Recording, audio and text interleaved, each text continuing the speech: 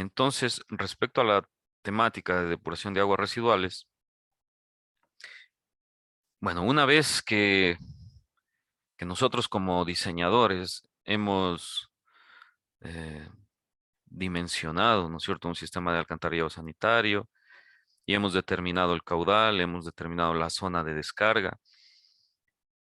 En muchas ocasiones, ¿sí?, en la mayoría, porque eh, eh, las normas así lo exigen.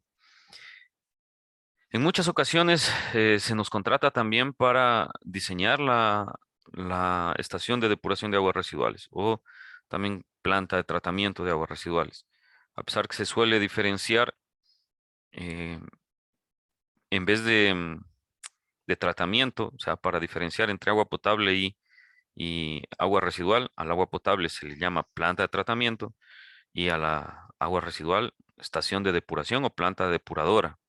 Entonces, el término depuración, ¿no es cierto?, implícitamente está haciendo referencia a agua residual. Entonces, es más práctico y más conveniente utilizar el término de depuración para aguas residuales. Sí, bueno, sin embargo, nuestra norma lo llama tratamiento, pero como les digo, más práctico es el término depuración. Bueno, ¿qué pasa con las aguas residuales eh, domésticas, ¿no es cierto?, comerciales, industriales, institucionales, eh, que van a ser descargadas en un punto? Existen regulaciones, ¿sí? Existen regulaciones como esta. Por ejemplo, miren, la TULAS, ¿cierto? El texto unificado de legislación ambiental secundaria, que es la que nos regula. En la tabla 10 tenemos los límites de descarga a un cuerpo de agua dulce, ¿sí? O sea, a un río o a una quebrada. Entonces, no se puede descargar directamente, pero bueno, a pesar de que no se puede, eh, hay muchísimas poblaciones que lo hacen, ¿cierto? Descargan directamente sus aguas residuales a los cuerpos de agua dulce. ¿Qué pasa? ¿Qué pasa aguas abajo? ¿Cierto? Muchas de las veces eh, hay poblaciones aguas abajo de esas descargas que se sirven de esa agua. Entonces es agua contaminada, ¿no es cierto?, que luego es utilizada incluso hasta para consumo. Si hay poblaciones que no tienen acceso a agua potable, bueno, lo que hacen es servirse del agua de los ríos, ¿no es cierto? Y muchas de las veces sin darle un mínimo tratamiento. Entonces el gran problema de las aguas residuales es que si se descargan directamente, afectan a las poblaciones que están aguas abajo de esos puntos de descarga. Entonces, cuando se hace, por ejemplo, incluso un estudio de agua potable, ¿no es cierto?, para determinar el sitio de captación, lo que se busca es un punto en el que no haya aguas arriba algún vertido. O sea, se tiene que buscar, ¿no es cierto? Uno de los requisitos de un, de un sitio adecuado para captar agua, para consumo, es de que aguas arriba no hayan actividades antrópicas que generen contaminación. Y bueno, estas actividades pueden ser, incluso, miren, si yo voy a un sitio y digo, bueno, aquí está adecuado, cumple, cumple la altura, cumple la estabilidad, por ejemplo, lo ideal es de que sea un tramo recto, ¿no es cierto?, que esté un poco encañonado y que si es posible haya presencia de roca para la estabilidad de la estructura. Todo eso puede cumplirse, ¿cierto? Pero ¿qué pasa si a 100 metros aguas arriba de ese punto de la posible zona de captación existen, por ejemplo, ganado, ¿cierto? Ganado que hace uso de esa agua también y bueno, puede contaminarla, ¿no es cierto? ¿O qué pasa si aguas arriba hay plantaciones, ¿no es cierto? Hay, por ejemplo, qué sé yo, una plantación de palma que es en una finca, pero que para esos cultivos utilizan químicos, ¿no es cierto? Fertilizantes, pesticidas, y bueno, o qué es lo peor que le puede pasar a una fuente de captación, que aguas arriba hayan actividades de minería.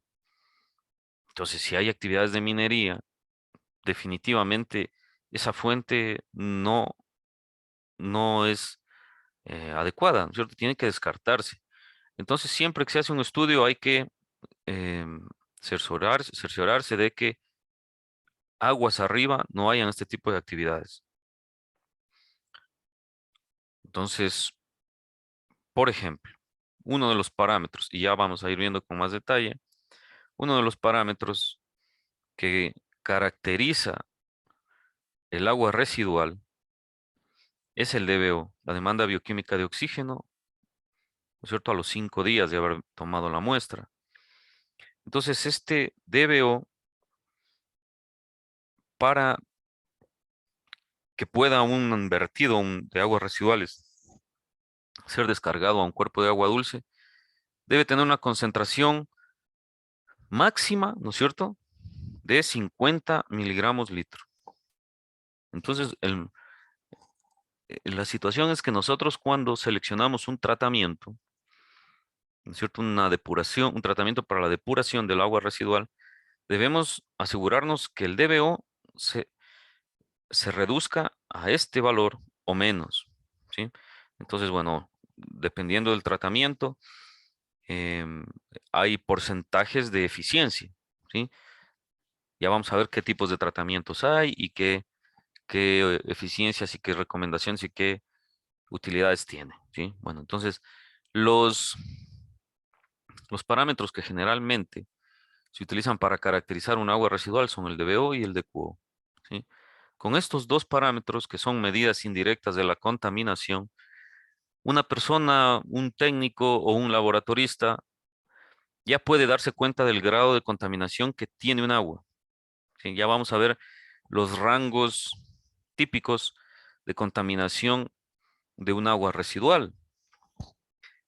Entonces, fíjense, en base a esto, en base a esto, nosotros cuando llevamos una muestra a un laboratorio, podemos ya tener una idea de los valores o dentro de qué rango debe salir aproximadamente un valor de DBO o un valor de DQO, ¿sí? Por ejemplo, yo les cuento una experiencia. Alguna vez yo llevé unas muestras de agua residual a un laboratorio y me entregaban resultados de DBO de 1, de 7, de 5. eh, y, y claro, si uno no tiene una idea de los rangos de, de DBO o de QO que debe tener un agua residual doméstica, bueno, uno puede aceptar erróneamente esos valores, pero en realidad un valor de 1 o de 2, eso significa que el agua es limpia. Eso no es agua residual. Por aquí tenía, por ejemplo, miren, esto pueden encontrar ustedes y hay mucha información sobre caracterización o características típicas de aguas residuales. Por ejemplo, fíjense, un agua pura, ¿sí? Un agua pura tiene valores de entre 2 y 20 miligramos litro de DBO. O sea, esta agua pura po- podría ser, ¿no es cierto?, el agua de una fuente superficial de montaña, por decirles, que tiene bastante pureza, ¿no es cierto?, que no está contaminada. Entonces, si nosotros llevamos una muestra de esas a un laboratorio, eh, deberían presentarnos los resultados entre esto, ¿no es cierto? Pero si nosotros llevamos una muestra de agua residual a un laboratorio y nos entregan valores entre 2 y 20, quiere decir que el ensayo está mal hecho, definitivamente, y uno tendría que exigir que se corrija o por último que se devuelva el dinero, porque no pueden entregarnos un valor de DBO con este rango, porque esto es agua limpia. Poco contaminada puede estar entre 20 y 100, ¿no es cierto? Medianamente contaminada, que ya sería un agua residual doméstica de poblaciones pequeñas, ¿no es cierto? Entre 10 y 100, ya cuando son muy contaminadas, ¿no es cierto? En ciudades grandes especialmente, puede tener entre 500 y 3000. Y si es extremadamente contaminada, puede tener entre 3000 y 15000.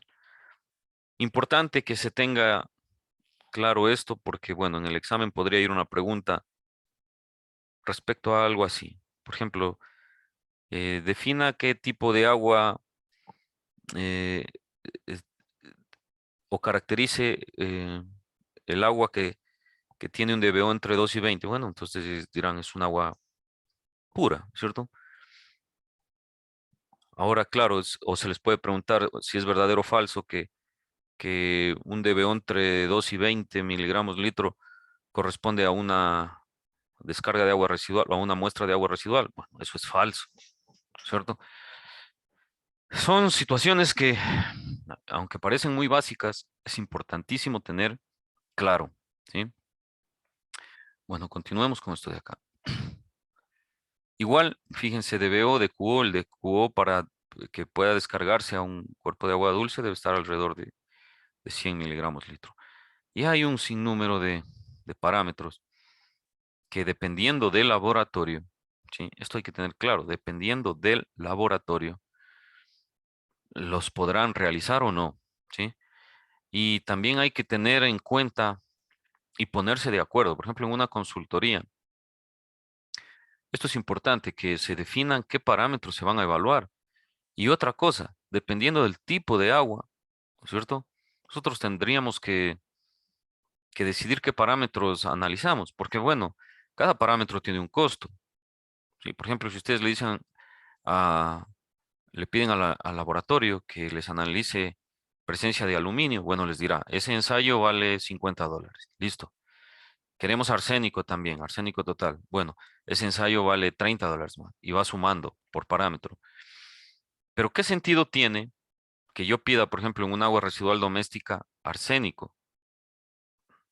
Yo tendría que hacer, ¿no es cierto?, un análisis previo para ver si en realidad necesito analizar arsénico, ¿sí? ¿De dónde proviene el arsénico? Bueno, el arsénico sí está presente, ¿no es cierto?, en aguas residuales, pero cuando hay posiblemente presencia de minería, aguas arriba, o también hay descargas, bueno, entonces tendríamos que analizar si el arsénico es necesario eh, pagarlo, ¿no es cierto?, para que lo analicen. Y estos metales, bario, boro, ¿no es cierto? Pero los que sí van de cajón, los que sí van de cajón y que son luego los que nos sirven para dimensionar las estructuras de las estaciones depuradoras son estos. Por lo menos el de Boyo y el de Cuo siempre, ¿sí? Entonces con esto, por ejemplo, me paso yo nuevamente a la norma y vamos a ver lo que dice. Le doy lectura a esto, ¿sí? Luego les voy a compartir este documento de la guía de depuración de aguas residuales y también este TULAS para que lo tengan, ¿sí? Este de la norma ya lo tienen. Objetivo del tratamiento, remover, ¿no es cierto?, características indeseables de las aguas residuales a un nivel igual o menor que el determinado en el grado de tratamiento, para cumplir con los requisitos de calidad del cuerpo receptor. Bueno, y esos requisitos son estos, ¿sí? Estos requisitos son los que definen. Ahora yo les puedo decir algo. A ver, em, cuando uno no tiene una especialidad sanitaria, tomen en cuenta que ustedes han tomado un curso de alcantarillado y depuración, pero eso no quiere decir que ustedes son ingenieros sanitarios o con especialidad en sanitaria. Antes habían las especialidades. Entonces, en ingeniería civil, antes había la especialidad de estructuras.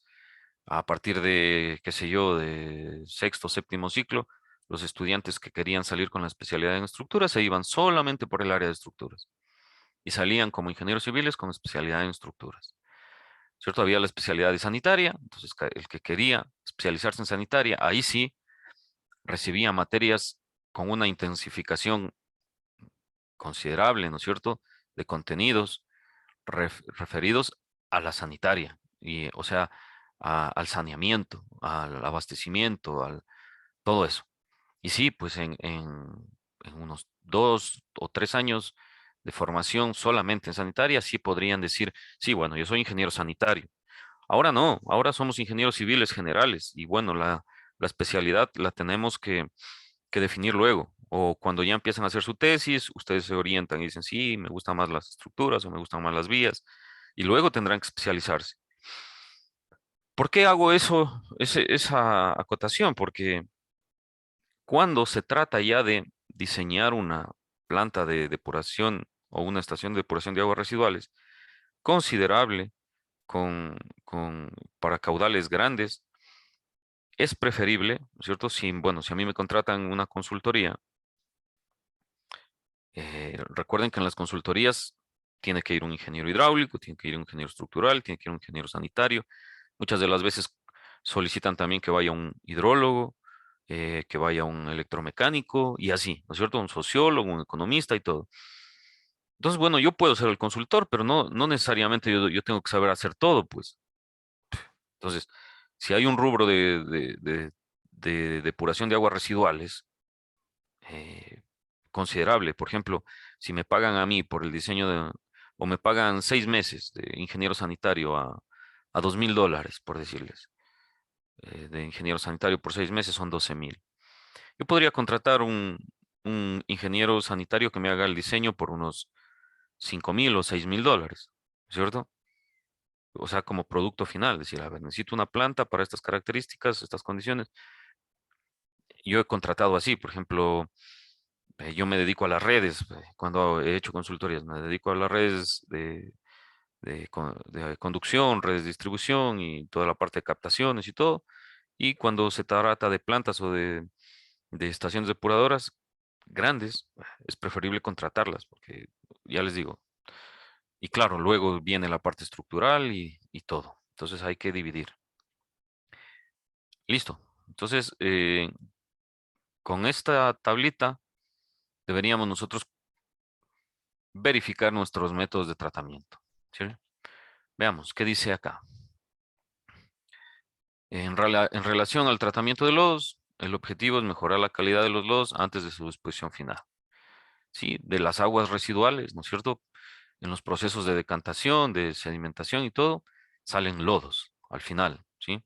Esos lodos se purgan y se tienen que evaluar su calidad, porque si todavía tienen contaminación, tienen que seguirse tratando, o si es que ya los lodos cumplen con el tratamiento, bueno, pueden disponerse para ser enterrados o incluso para ser utilizados en agricultura, ¿sí?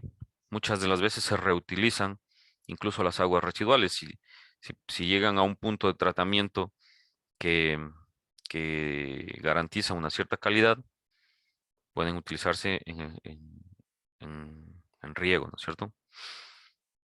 Bien, en relación con el reuso de aguas residuales, los requisitos de calidad también están dados por el tipo de reutilización a efectuarse.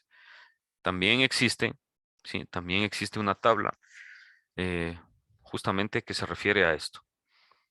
Si queremos reutilizar aguas residuales, bueno, ¿qué requisitos deben cumplir? Lo mismo se tienen los valores de los parámetros de BO, de BQO y de todo lo. Bueno, orientación básica. Requisito fundamental antes de proceder al diseño preliminar o definitivo de una planta de tratamiento de aguas residuales, haber realizado el estudio del cuerpo receptor. ¿Sí? Fíjense, esto es importante.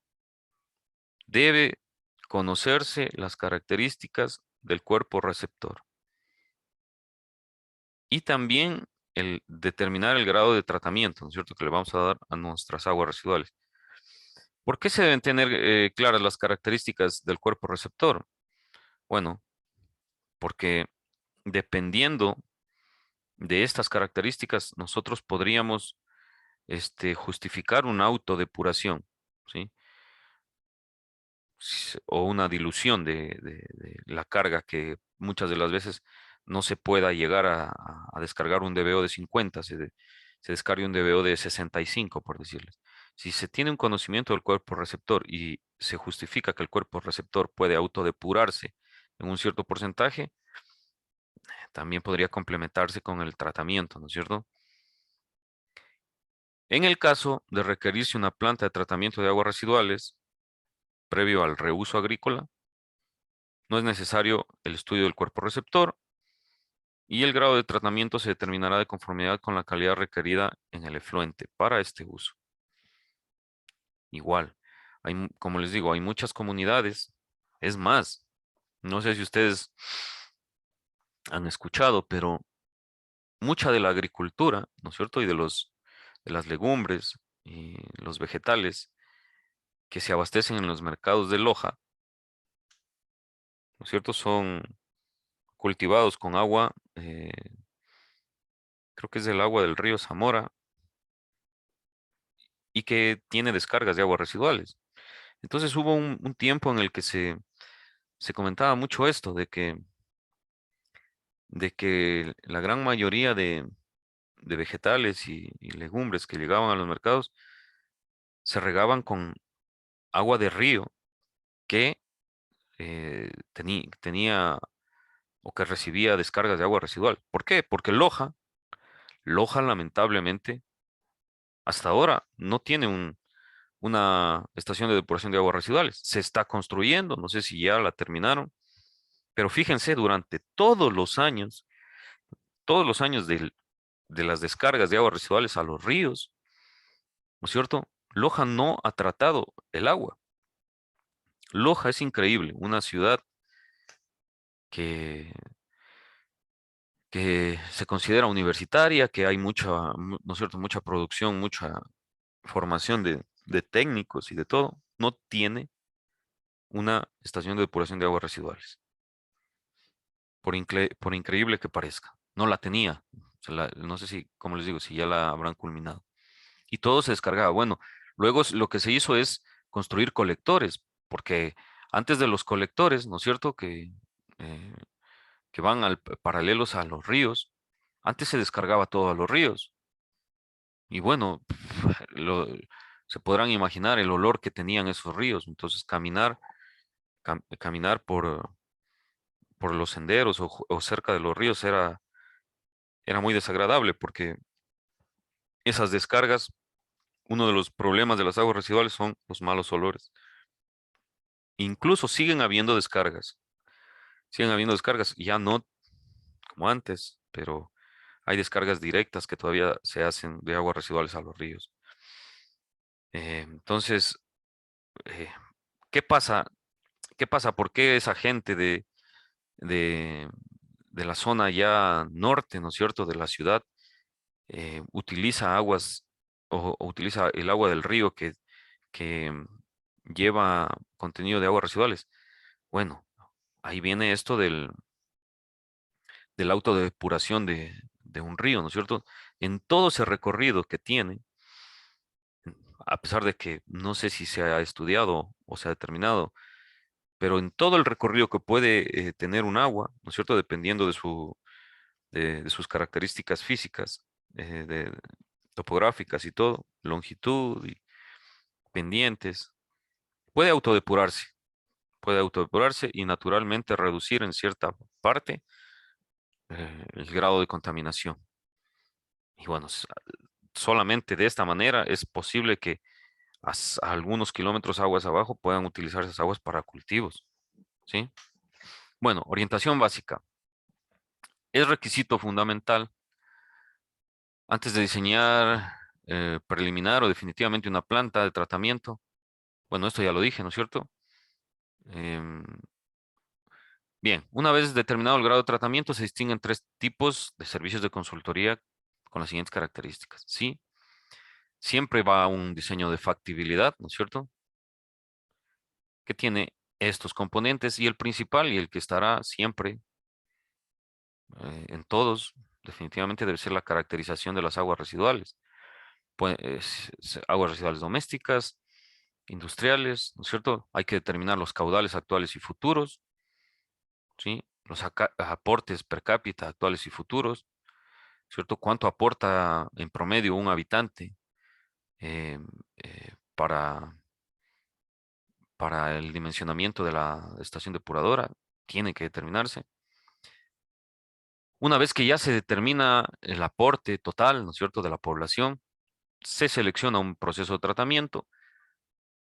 Hay que tener claro que los procesos de tratamiento pueden ser de varios tipos, justamente dependiendo de estas características previas. No existe una regla, sí, no existe una regla que diga, bueno, si tengo una población de 1000 habitantes, el tratamiento es este. No, depende también de las características del agua. Puedo tener una población con 1000 habitantes con agua muy poco contaminada, que requiera solamente un tratamiento preliminar y primario, o puedo tener un agua de 1000 habitantes medianamente contaminada, que ya requiera incluso hasta un tratamiento secundario, ¿sí? Entonces, depende de las características de las aguas y de los aportes per cápita, el tipo de tratamiento que se seleccionará. Luego, ¿cierto? Se tiene que hacer un predimensionamiento. eh, Muchas de las veces se proponen dos o tres alternativas y se hace un análisis técnico-económico de esas alternativas y se selecciona cuál es la más favorable. Entonces, bueno, siempre en los proyectos, sean de agua potable, sean de alcantarillado o sean de plantas de tratamiento, estaciones depuradoras, generalmente se deben proponer dos o tres alternativas o las que nos pida la entidad contratante. Lo más típico son tres alternativas. Entonces, fíjense que para depuración de aguas residuales, nosotros para dar solución a un problema podemos tener tres alternativas, ¿cierto? Y luego, claro, las tres alternativas pueden cumplir con el grado de tratamiento requerido para que las aguas, para que la descarga de las aguas al río esté dentro de los límites permitidos, ¿no es cierto? Pero eh, luego, cuando ya se saca un presupuesto, todo, ¿no es cierto? Y se hace una evaluación técnica económica, resulta que la alternativa que generalmente se selecciona es la que cumple técnica y económicamente. O sea, técnica me refiero que cumpla con el grado de depuración requerido y económicamente que sea la más barata, ¿no es cierto? Entonces, de las tres se ve cuál cumple, pero bueno, puede resultar que no necesariamente la más barata sea la mejor, sino que la intermedia o en otras ocasiones incluso hasta la más costosa puede ser la más conveniente, siempre que eso se justifique y pueda ser financiado. Estudios de ingeniería básica, ¿no es cierto? Caracterización, definitivamente, esto sigue, esto es con las muestras y ensayos de laboratorio, luego ya vendrían estudios geológicos, geotécnicos, topográficos, ya los estudios de tratabilidad de aguas, ¿no es cierto? Si es que se requiere, y si son plantas de magnitudes considerables, podría incluso hasta solicitarse eh, la elaboración de una planta a escala en laboratorio, ¿no es cierto? Para eh, tratar de simular los procesos y la depuración. A pesar de que esto no lo he visto nunca, que se haga una planta a escala en laboratorio. Bueno, y finalmente vendrían los diseños definitivos. ¿Cierto? Ya tendríamos que dimensionar cada proceso de la planta de tratamiento, hacer diseños hidráulicos, sanitarios, estructurales, mecánicos, eléctricos, arquitectónicos, los planos y la memoria técnica del proyecto, presupuesto referencial, ¿no es cierto? Una fórmula para el caso de reajuste de precios y las especificaciones técnicas. Todo esto conlleva, fíjense, un estudio de una estación depuradora de aguas residuales, que muchas de las veces podría contratarse solamente con ese fin, el diseño de la estación depuradora, ¿no es cierto? Sin que haya ningún otro objeto, solamente el objeto del estudio que sea la estación depuradora de aguas residuales. Bueno, avancemos con la temática de muestreos y de calidad, ¿sí? Entonces, bueno, ya normas para diseños preliminares. Aquí, bueno, la recomendación va enfocada, ¿no es cierto?, para ciudades con sistemas de alcantarillado y una población igual o mayor a 30.000 habitantes, ¿sí? Esto dice que estudios preliminares o de factibilidad técnico-económica debería realizarse para estas características de población. Y si se justifica, claro, en este caso ahora es el Ministerio del Ambiente el que regula todo esto, si se justifica o como los gobiernos eh, municipales son autónomos, también los términos de referencia ellos lo establecerán. Si se hace una factibilidad técnico-económica para poblaciones menores a 30.000 habitantes. Bueno, ¿en qué consiste la caracterización de las aguas residuales? Fíjense, fíjense lo que menciona aquí la norma y en realidad es muy difícil de cumplir justamente por los costos. Dice, para la caracterización de aguas residuales domésticas, se procederá para cada descarga importante, o sea, aquí hace referencia o, o está considerando de que existe, perdón, existe un alcantarillado, ¿no es cierto? Para que se pueda hacer este tipo de, de mediciones en las descargas. Claro, y si nos contratan para un diseño de una estación depuradora en una zona donde hay alcantarillado, que es lo más común, ¿no es cierto? Entonces, claro, tendríamos que ir a ver las descargas importantes. Puede que sea una, si es que la topografía del terreno así lo permite de acumular todas las aguas residuales a un solo punto y de ahí una sola descarga, bueno, entonces será una. Si son, si son ciudades con topografías irregulares, ¿no es cierto? En donde no se puede acumular el agua residual en una sola descarga, pues habrán varias. Y tendrá que medirse en las más importantes. Pero fíjense lo que dice. Realizar por lo menos 5 campañas de medición y muestreo horario de 24 horas de duración. Esto es prácticamente imposible. Suponiendo que hubiese una descarga, ¿no es cierto? Pide 5 campañas de medición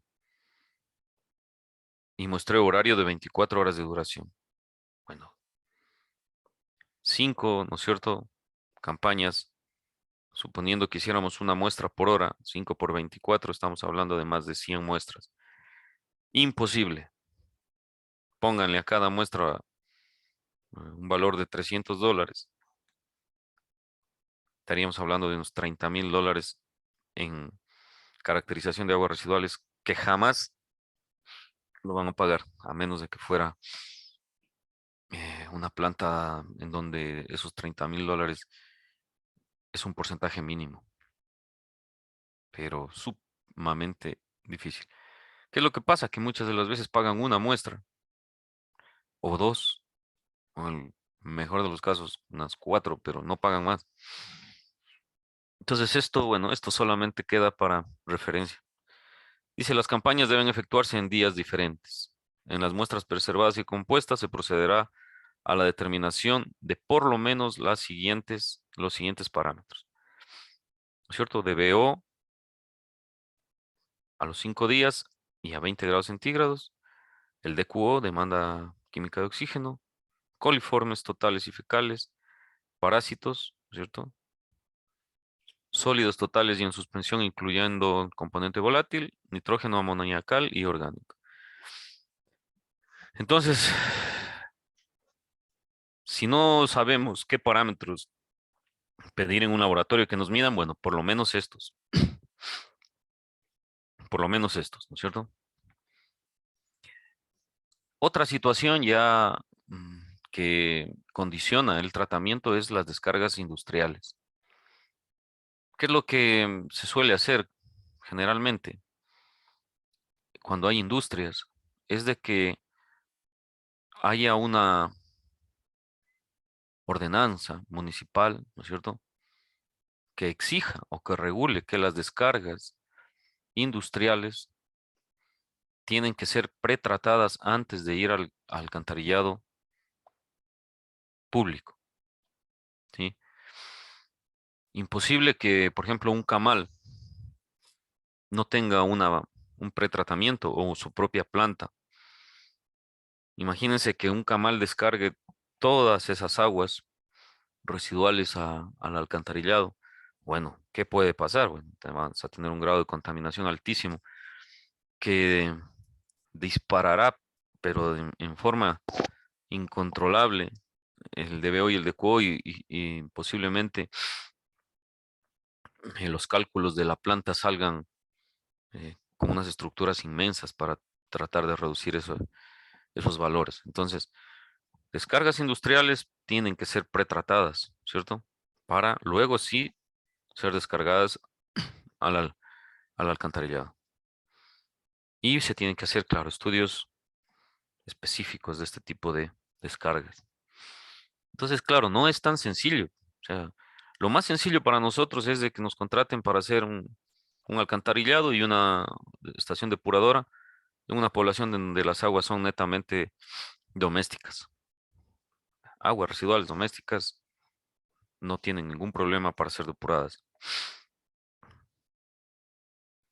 Bueno, análisis estadístico de datos. Y acá también, fíjense lo que nos dice en el caso de sistemas nuevos.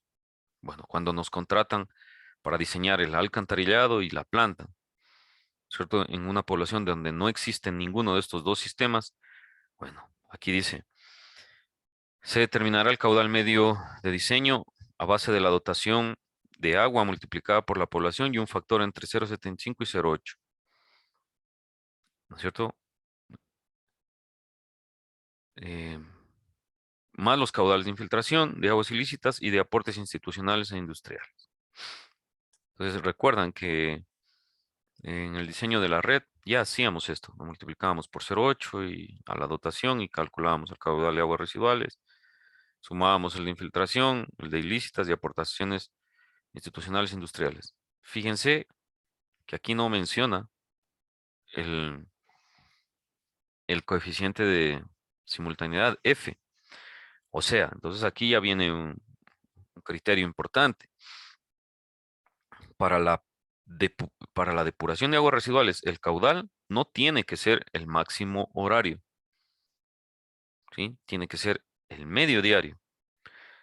Ese medio diario, tal vez sí, hay literatura que recomienda, sí, una mayoración entre 1,5, 2 o en el peor de los casos hasta 3, pero ya no es el mayorado. Ese mayorado de 4 o más, que lo calculábamos con Babbitt, con Harmon, ese es para dimensionar los tubos, ¿sí? Para dimensionar los tubos, garantizando de que la tubería tenga una capacidad, ¿es cierto?, para conducir caudales extremos, pero no es para dimensionar la planta. Si dimensionamos la planta con caudal mayorado, el máximo horario, pues nos van a salir tal vez un sobredimensionamiento ahí y los costos también. Bien, para comunidades sin sistema de alcantarillado, la determinación de las características debe efectuarse primero calculando masas de parámetros importantes a partir de los aportes per cápita, según se indica en la tabla. Igual, ¿no es cierto? Como siempre, nuestra norma, cuando no existe datos para medir, ¿no es cierto? Existen caudales, bueno, ya nos da tablas. Y aquí nos recomienda, por ejemplo, valores sugeridos per cápita de aguas residuales domésticas para los principales parámetros. Y está aquí, claro, el DBO, ¿no es cierto? Y nos da intervalos y valores sugeridos. Entonces tendríamos que irnos por aquí si quisiéramos ya, si en algún momento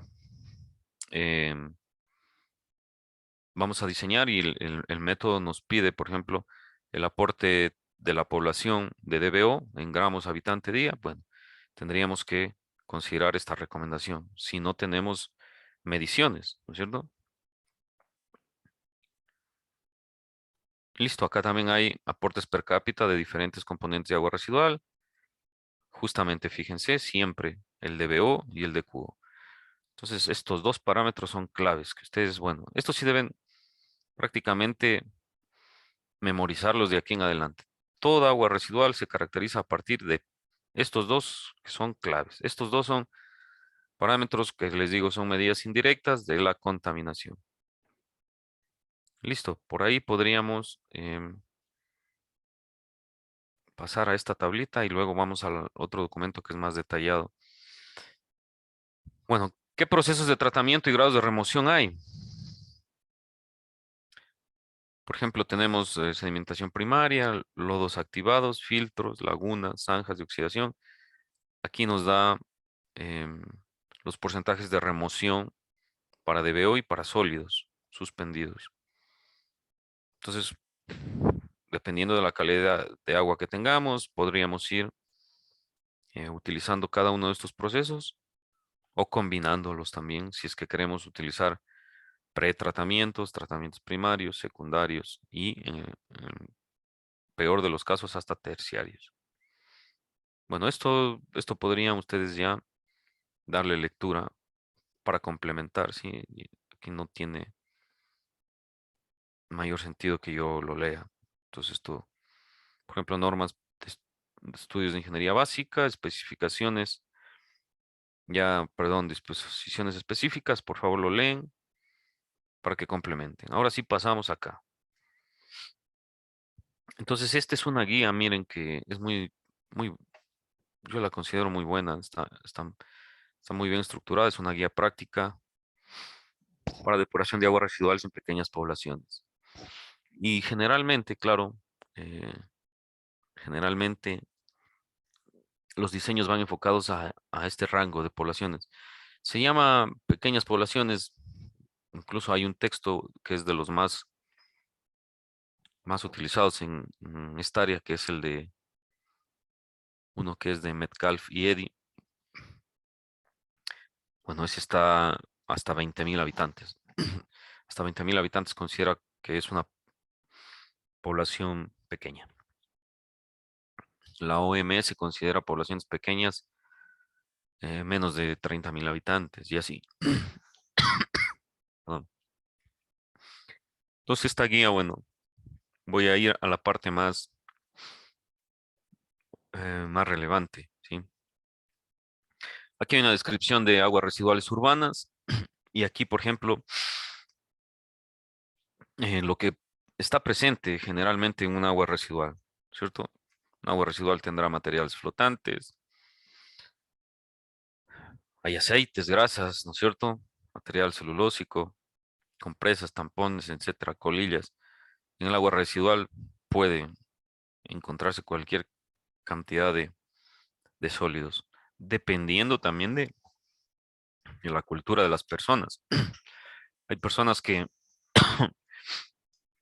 incluso arrojan ropa o cualquier cosa que se les ocurra a los inodoros o todo. Perdón, un segundo.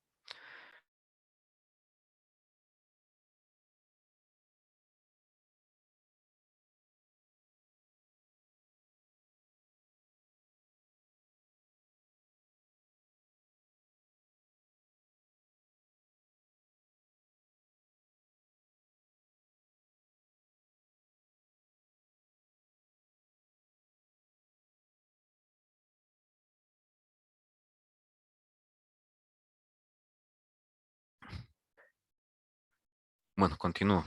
Entonces, qué se presenta en un agua residual? Materiales flotantes, ¿no es cierto? Materia coloidal y disuelta, y materiales sedimentables.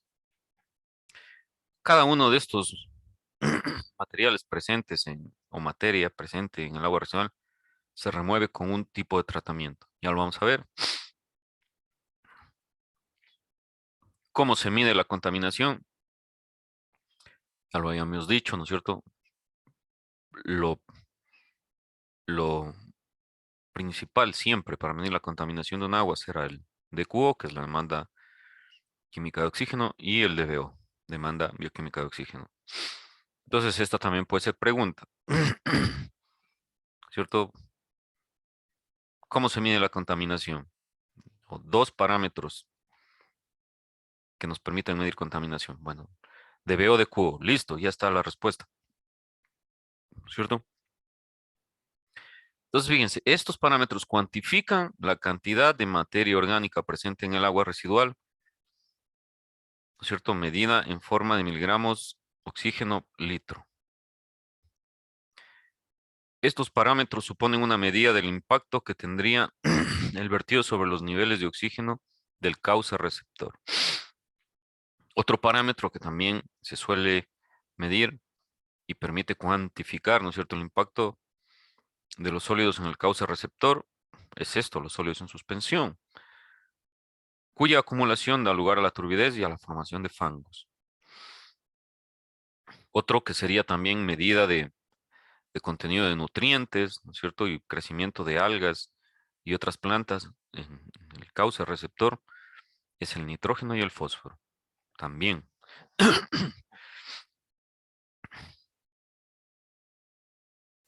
¿Cómo se elimina o cómo se mide la contaminación de las aguas residuales de una población? Bueno, igual que lo que decía nuestra norma, ¿no es cierto?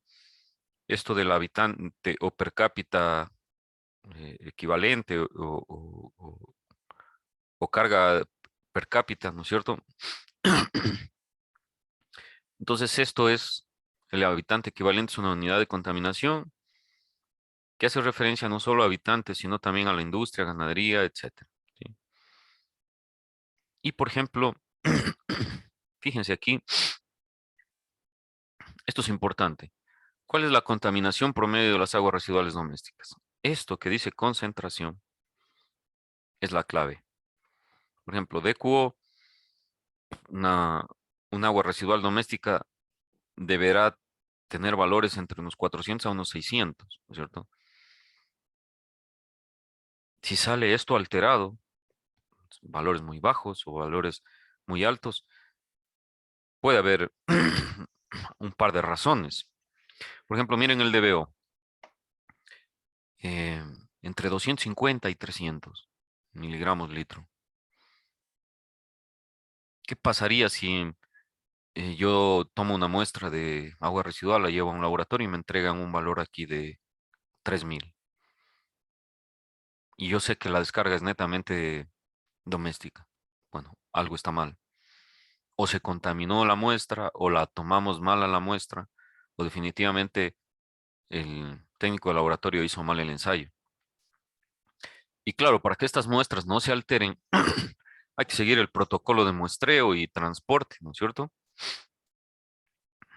Recuerden que para abastecimiento de agua vimos el tema de muestreo y ahí se hablaba de la temperatura también que debe tener el agua para ser transportada y el tiempo máximo que puede tardarse en llegar al laboratorio. Entonces no puede ser pues que yo me voy, ¿no es cierto?, un fin de semana, tomo la muestra y la llevo al laboratorio 5 días después. Ya no sirve, ya se alteró, ya se generaron procesos físico-químicos y biológicos en esa muestra que me alteran totalmente el análisis. Entonces hay que tener cuidado, ¿no? No se puede coger una muestra, guardarla y llevarla, ¿no es cierto?, después de cualquier tiempo, no. Entonces, clave es tener una idea de qué valores pueden estar presentes en una agua residual doméstica, ¿sí? Entonces, como estamos refiriéndonos a depuración de aguas residuales para poblaciones pequeñas, lógicamente, pues estas poblaciones pequeñas generalmente sus aportes son domésticos. ¿Por qué es importante depurar el agua residual? Bueno, ¿no es cierto? El vertido de agua residual causa efectos negativos, definitivamente, fangos y flotantes, eh, generalmente los malos olores y la degradación de los lechos de los ríos y también el impacto visual, ¿cierto? Si nosotros caminamos a las riberas de un río que recibe aguas residuales, eso es terrible. es terrible desde todo punto de vista. Lamentablemente aquí en Loja hay muchos sitios. Por ejemplo, estuve hace unas 2 semanas en la quebrada de San Cayetano. Ahí está haciendo la universidad un proyecto y ahí fueron algunos estudiantes. Y recorrimos el río, esta quebrada de San Cayetano. Nos fuimos unos 300 metros aguas arriba.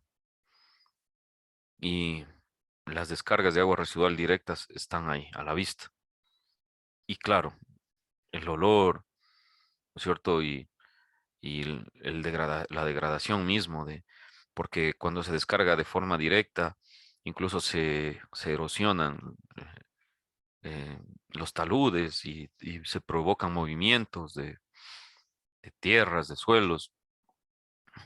Y claro, el río se va llenando, la quebrada se va llenando de esta materia que conduce el agua residual. Es terrible.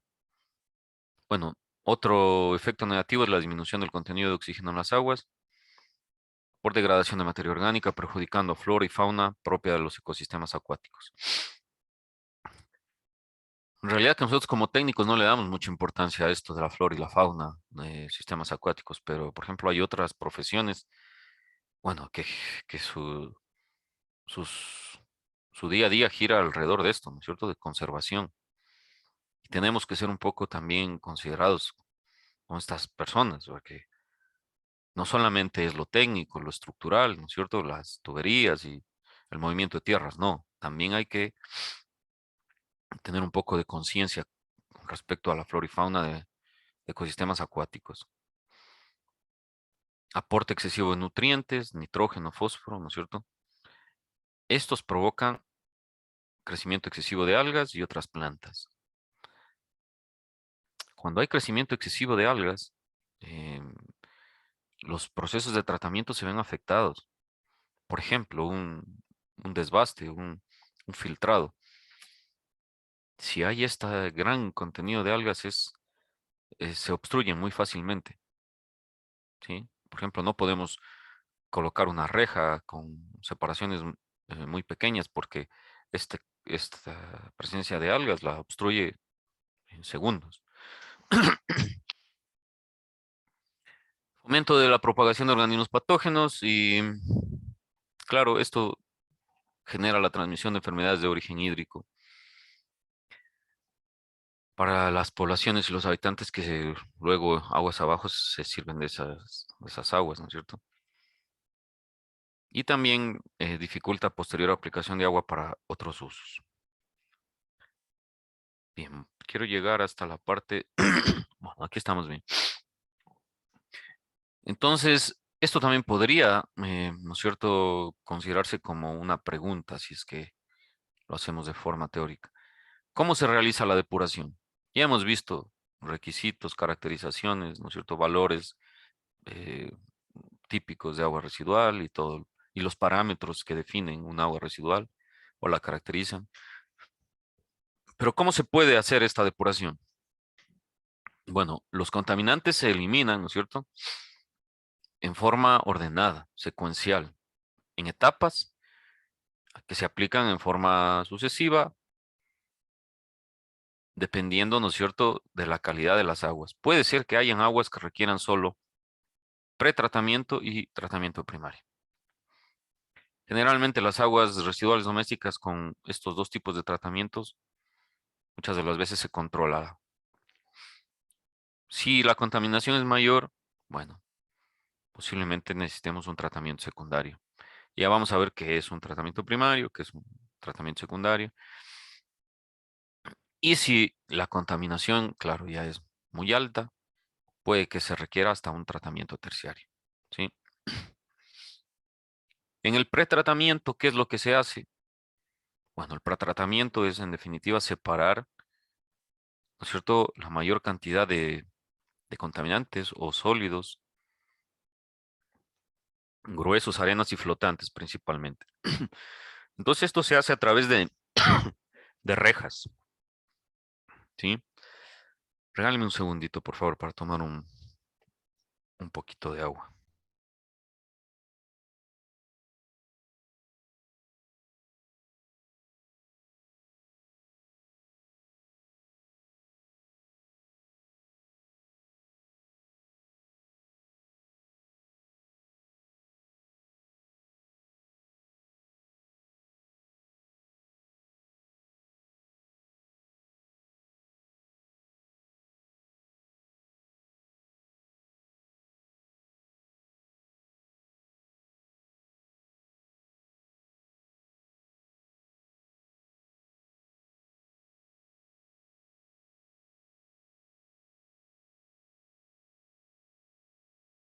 El tratamiento primario, perdón, el pretratamiento, ¿cierto?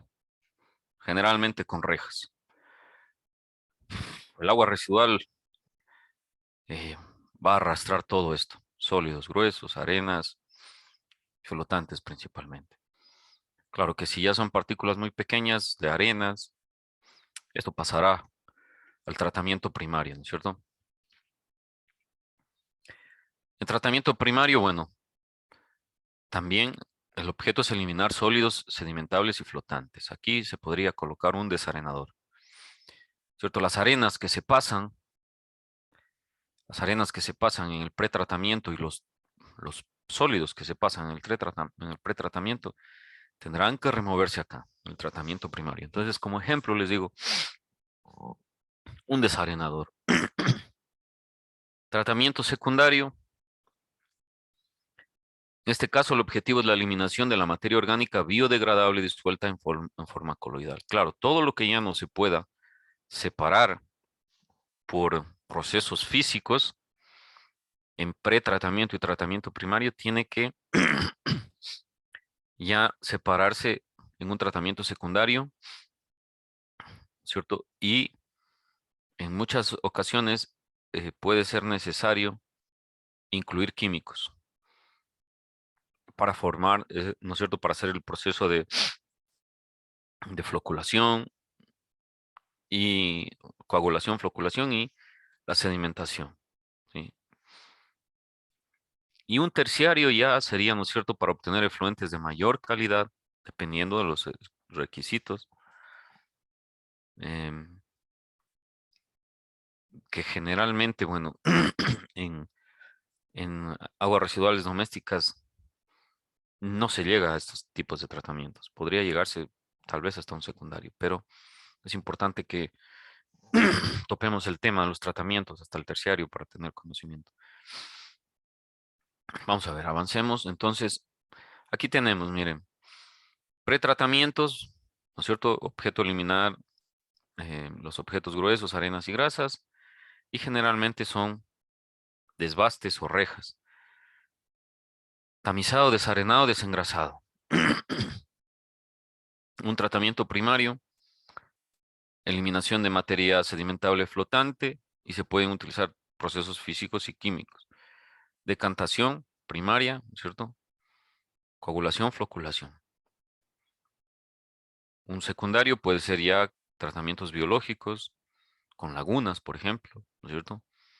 Degradación bacterianas y decantación secundaria.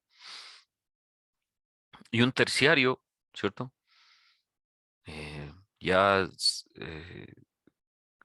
se lo utilizaría en el caso de que se requiera que la calidad del agua sea mayor. Bueno, eliminación de sólidos, ¿no es cierto? Sólidos suspendidos, materias orgánicas residual, nitrógeno, fósforo, patógenos. Puede hacerse floculación, filtración, eliminación, desinfección incluso. Fíjense que hay tratamientos o hay depuración, sistemas de depuración de aguas residuales que dependiendo de la exigencia de la calidad, incluso se puede colocar desinfectantes como cloro. ¿Sí?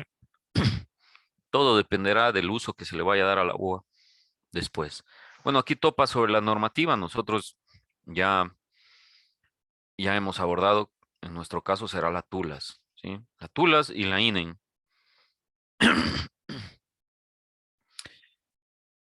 Por ejemplo, ¿sí? ¿Cuáles deben ser los objetivos de calidad del vertido? A ver, en el caso de un DBO, por ejemplo, es cierto que está entre 400 a 600, si el límite es 125, debería reducirse, ¿no es cierto?, en un 75%. Y este porcentaje de reducción depende del tipo de tratamiento que le demos. Bueno, aquí dice 125, ¿sí? Recuerden que en nuestra norma nos dice 50, mucho más exigente. Y lo mismo eh, para el DBO, no, perdón, sí, en el DQO nuestra norma nos dice 100 y en el DBO creo que nos decía 50, algo así estaba, ¿no? Bueno, entonces todos estos porcentajes de reducción, estos se tienen que ir determinando en función de la concentración que yo tengo, ¿no es cierto? Y del tratamiento que le voy a dar. Y al final tendré que comprobar que este porcentaje se haya logrado, al menos en teoría, ¿no es cierto? Luego ya cuando se construya la planta y entre en operación, tendrá que evaluarse y comprobarse de que en realidad se está generando esa reducción. ¿De qué depende, por ejemplo, de que una planta de depuración de aguas residuales trabaje en condiciones óptimas? Depende de la operación y mantenimiento. No puede ser que yo construya una planta y no le dé operación y mantenimiento y yo espere que el agua residual sea depurada. Cuando yo ingresé a la universidad en el año 2010, creo, bueno, yo ingresé en el 2008, pero en el 2010 hicimos un proyecto de evaluar las estaciones de depuración de agua residual de la provincia de Loja, de los, de las cabeceras cantonales. Y es increíble lo que se encontró. Todas las, todas las estaciones, todas las plantas, em, solo para que tengan una idea, nosotros medíamos el agua residual antes de ingresar a la estación de depuración y a la salida de la estación, ¿cierto? Entonces tomábamos una muestra del agua sin tratar o sin depurar y otra muestra de supuestamente el agua depurada. Y era, era, era gracioso lo que sucedía porque el agua que salía de la planta estaba más contaminada que el agua que ingresaba. Y eso se debía porque la planta estaba en abandono, estaba totalmente colapsada, ¿sí? No tenía mantenimiento, entonces no estaba tratando nada, más bien estaba llena de materia contaminante que lo que hacía era contaminar más al agua cuando pasaba por ahí. Entonces, no sirve de nada, absolutamente de nada, que yo diseñe una planta excelente, que se construya igual, de manera excelente, y que durante los primeros meses o durante el primer año funcione bien, si no se tiene una operación y mantenimiento correcta.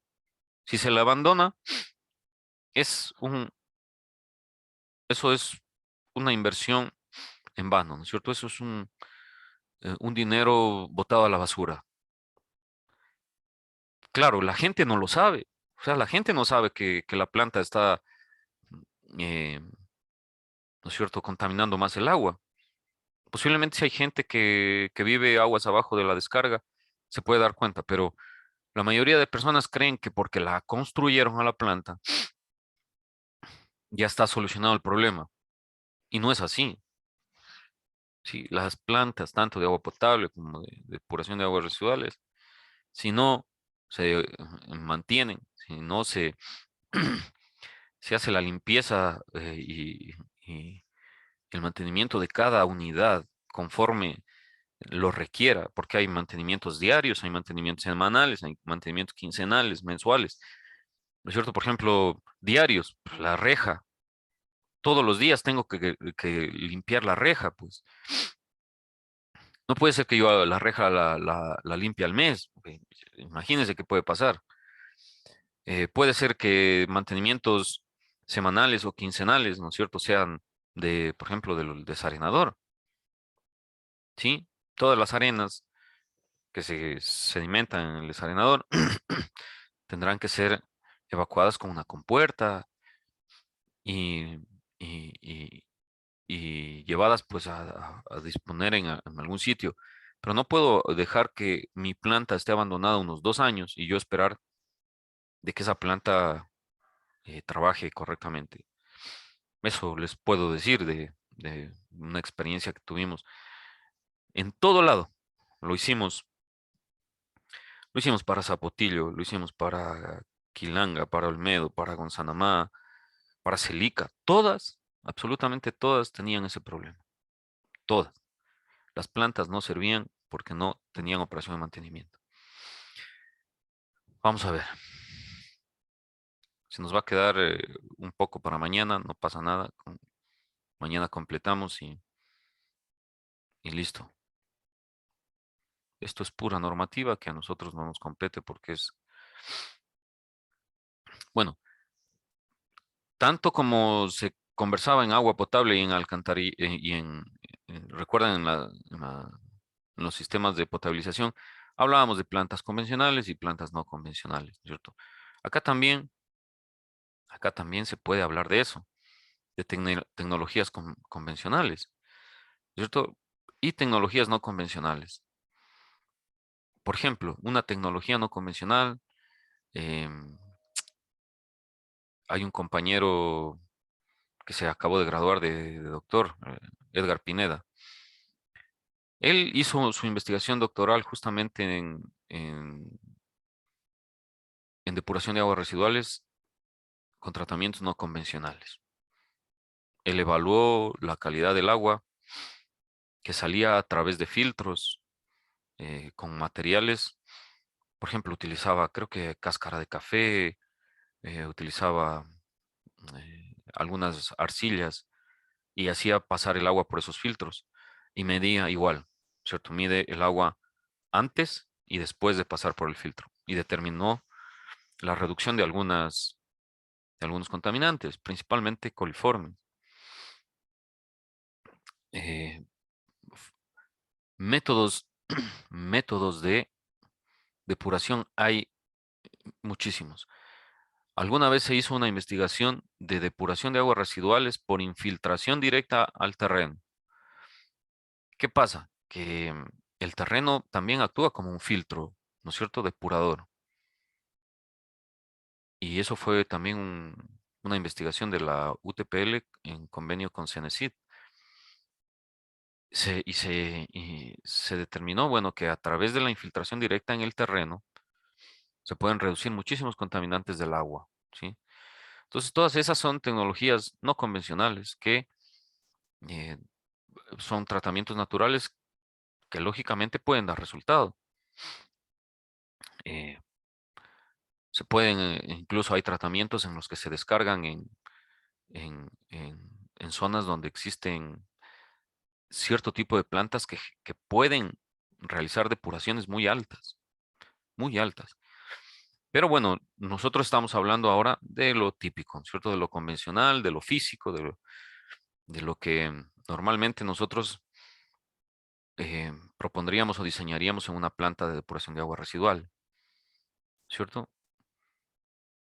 Criterios de selección para las tecnologías de depuración de bajo coste. Primero, pues, ¿cierto? Tenemos que ver qué calidad se requiere que tenga el agua cuando ya la descarguemos al cuerpo receptor. De eso nos condicionará el tratamiento. Imagínense, bueno, si la norma TULAS ya nos dice, aquí no nos está clasificando por tipo de tratamiento, aquí nos exige que el DBO sea 50 y el DQO sea 100, punto.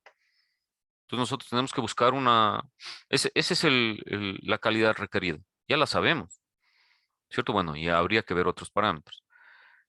También depende del tamaño de la población. Dependiendo del tamaño de la población y el aporte per cápita de contenido, ¿no es cierto?, de agua residual, bueno, también define el tipo de tratamiento. Otra que es clave es el área que tenemos, porque si yo tengo una superficie disponible muy pequeña, tengo que buscar tratamientos, ¿no es cierto?, estructuras que no ocupen tanta área.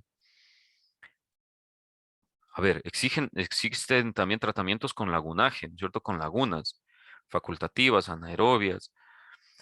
Pero si quiero hacer tratamiento con lagunas, necesito muchas hectáreas, ¿sí? Necesito mucha área. Entonces, si no tengo superficie, estaría cometiendo un gran error al proponer lagunas. Entonces, otro dato clave es la superficie que tengo, ¿no es cierto? Ahora, si el municipio tiene cualquier cantidad de área, bueno, no habría limitante en también proponer este tipo de de tratamiento, que es el lagunaje, que también lo veremos. La naturaleza, bueno, el momento que caracterizamos el agua, ¿cierto? Vamos a definir qué condiciones o qué características tiene esta agua residual. Y también de esto es clave, de esto depende, pues, qué tipo de tratamiento voy a seleccionar. Flexibilidad y adaptación de la capacidad de tratamiento. Eh, es clave también eh, proponer tecnologías convencionales que en su gran mayoría funcionen todos a gravedad, para no depender de bombas, ¿no es cierto? No depender de procesos este, muy sofisticados que puedan repercutir de forma negativa luego en el mantenimiento. Si no se tiene un operador que tenga conocimiento de una tecnología media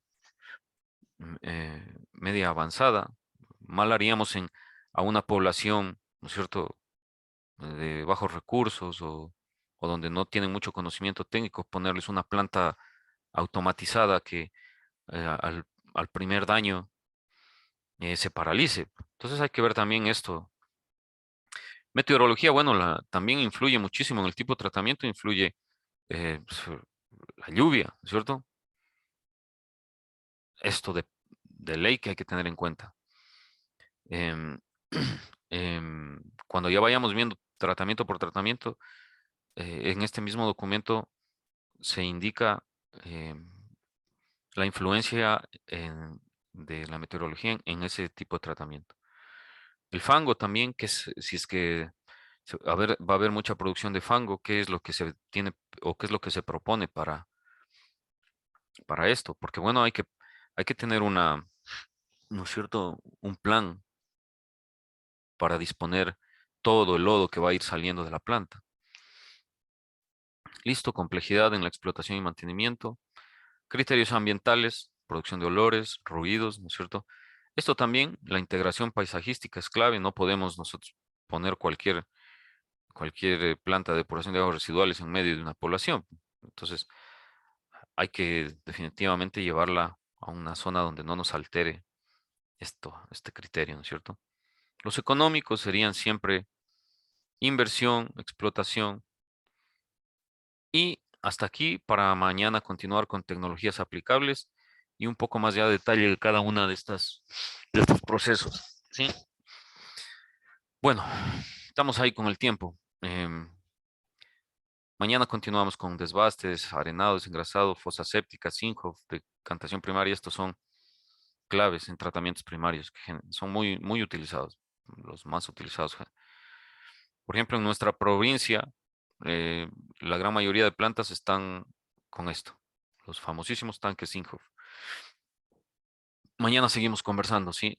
¿Tienen alguna pregunta?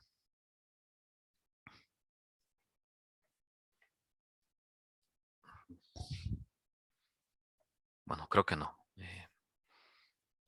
Voy a detener la grabación y con esto nos podemos ya entonces